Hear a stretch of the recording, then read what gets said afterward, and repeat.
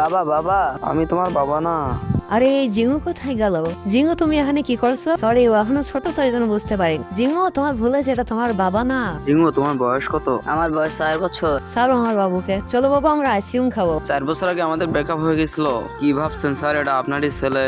তার মানে আমি বাবা হয়ে গেছি? এই নাও চেক, আমার স্ত্রী যে কোম্পানিতে কাজ করে সে কোম্পানি কিনে নাও। ঠিক আছে স্যার। শোনা আছে কোম্পানিতে নতুন বস আসবে, তার জন্য অপেক্ষা করছি। আরে এই দেখো আমাদের নতুন বস এসে গেছে। আরে এটা তো সেই লোক, তাড়াতাড়ি আমি লুকিয়ে করি। তুমি মুখ ঢুকছো না? তোমার এই কাজ কে করতে বলছে? ওই মেয়ে আনা বস, ওই মেয়ে মিথ্যে বলছে। এই নাও ধরো, আজকে থেকে এই কাজ সব তুমি করবে একা। আর হ্যাঁ, তোমরা কেউ ওর সাথে খারাপ ব্যবহার করবে না। কাজের ফাঁকে লিলি তার ছেলের সাথে কথা বলছিল, তখন এই দুষ্টু মেয়েটি সেটা দেখে ফেলে। বস, যে মেয়েকে আপনি বিয়ে করবেন সে মেয়ে আগে থেকে একটা ছেলে আছে।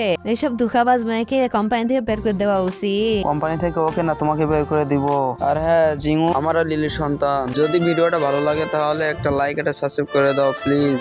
ভিডিও বানাতে অনেক কষ্ট হয়, আপনাদের ভালোবাসা পেলে সব কষ্ট দূর হয়ে যাবে।